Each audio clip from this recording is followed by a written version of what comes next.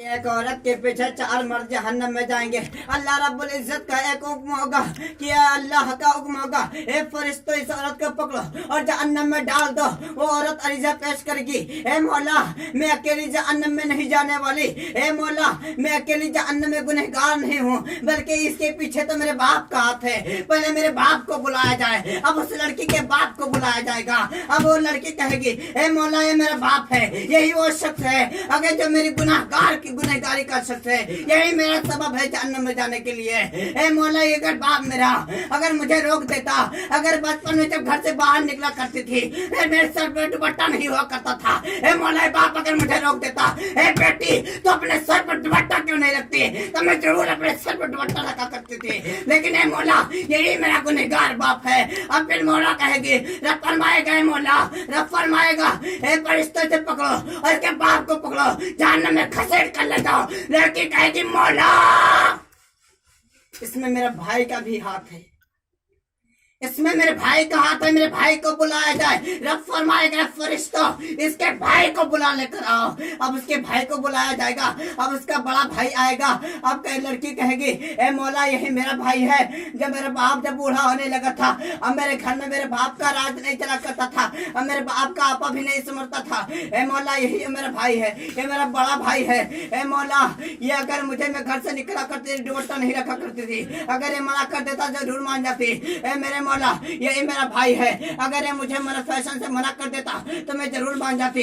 ए मेरे भाई है मौला यही मेरा भाई है, जो अगर मुझे नमाजों का हुक्म देता मैं जरूर नमाज पढ़ने लगती। यही मेरा भाई है। मैं आता था खाना मांगा करता था, मैं से खाना दिया करते थे, लेकिन इसने कभी ये नहीं कहा कि ए बहन तू भी नमाज पढ़ा कर, ए बहन घर में कुरान रखा है तू भी कुरान पढ़ा कर। लेकिन इसने कभी नहीं कहा मौला इसके साथ हमारे भाई को भी जहन्नम में डालो।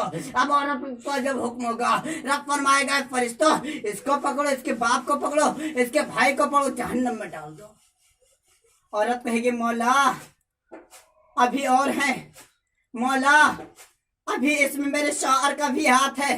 रब फरमाएगा, ए फरिश्तों जाओ इसके शौहर को पकड़ करके लाओ। अब फरिश्ते जाएंगे इसके शौहर को पकड़ करके लाएंगे। ये लड़की कहेगी, ए मौला यही मेरा शौहर है, अगर जब मैं फैशन करा करती थी, अब मेरे भाइयों ने मेरी शादी कर दी, मेरे बाप ने मेरी शादी कर दी, मैं अब इसके घर चली आई, लेकिन यही मेरा शौहर है जिसने कभी मुझे गुनाह से नहीं रोका। मैं अपने सर को खोला रखा करती थी, इसने नहीं रोका। यही मेरा भाई, यही मेरा शौहर है जो मुझे फैशन से नहीं रोका करता था, यही फैशन के सामान ला कर दिया करता था, यही बाजारों में शॉपिंग कराया करता था। ए मौला यही तो मेरे गुनहगार का सबब है, अगर ये चाहता तो मुझे सुधार सकता था। यही शख्स है, इसके मैं जो कपड़े साफ किया करती थी, मैं इसके कपड़े धुला करती थी, मैं खाना बनाकर खिलाया करती थी, मैं इसके जूते पॉलिश किया करती थी। मौला हर काम में अपने शौहर की बात माना करती थी, लेकिन इसने कभी ये नहीं कहा बीबी तू भी नमाज पढ़ा कर, हर बात माना करती थी। अगर ये नमाज के लिए जरूर कहता तो मैं जरूर मान जाती, लेकिन इसने नमाज के लिए नहीं कहा, रोजा के लिए नहीं कहा, नेक काम के लिए नहीं कहा,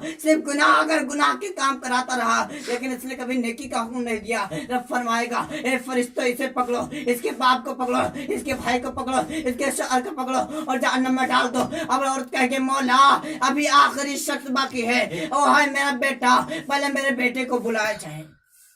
अब फरिश्ते जाएंगे इसके बेटे को पकड़ करके लाएंगे। औरत कहेगी, मौला यही वो लड़का है, यही मेरा बेटा है, यही मेरा बेटा है। अगर ये मेरा बेटा कह देता अम्मी जान तुम नमाज पढ़ा करो तो मैं जरूर नमाज पढ़ती। अगर ये बेटा कह देता अम्मी जान पर्दा किया करो, मैं जरूर पर्दा करती।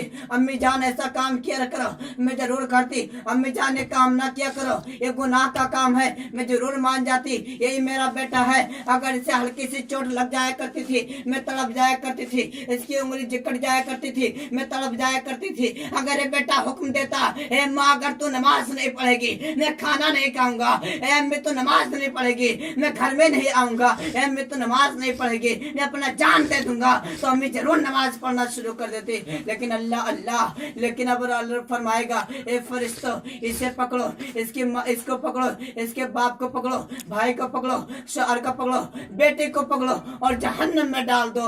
अब रब का हुक्म होगा, इन्हें जहन्नम में डाला जाएगा। अल्लाह अल्लाह लोगों सुनो, अपने आप को सुधारो, अपने घर वालों को बचाओ, अपने घर वालों को जहन्नम से बचाओ, खुद ही जहन्नम से बचो, क्योंकि जहन्नम वो ऐसी चीज है जिसमें इंसान जाएगा तो 1 साल के बाद घुराएगा। ए फरिश्ता मेरे मालिक जन्नत के जहन्नम के मालिक को घुराएगा, आवाज देगा जहन्नम के मालिक, ए मालिक 1 साल तक कोई जवाब नहीं देंगे, 1 साल के बाद जवाब देंगे, कहेंगे ए तुम किससे कहते हो? अरे उस रब से कहो जिसकी तू नाफरमानी करता था। ये कहे जहन्नम में 1 साल बाद फिर कहेंगे अरे तुम मेरी सुनता क्यों नहीं? ए जहन्नम के मालिक, फरिश्ते मालिक मेरी सुन लो, ए मालिक मेरी सुन लो। 1 साल के बाद फिर फरिश्ते कहेंगे अरे कल तू बहरा हो गया था, आज मैं बहरा हो गया हूँ, कल तेरी मस्जिद में अजान हुआ करती थी, तुझे सुनाई नहीं दिया करता था, आज तुम यहाँ चिल्ला रहा है, आज तू यहाँ आवाज दे रहा है, मुझे भी सुनाई नहीं दे रहा है। अब जो तो जिस हाल में है मैं तो उसी हाल में रहेगा। अब ना तो तू जहन्नम से निकल पाएगा और ना फिर जहन्नम से बाहर आ जाएगा। अब तू जिस काम में मुब्तला है वही काम में मुब्तला रहो। लेकिन आज हम और आप क्या करते हैं? रब फरमाता है कामयाबी की तरफ आओ, आजान होती है कामयाबी की तरफ आओ, लेकिन हम कामयाबी ढूंढते कहाँ है? कामयाबी हम ढूंढते होटलों पर, कामयाबी ढूंढते का दुकानों पर, कामयाबी हम शहरों में ढूंढते हैं।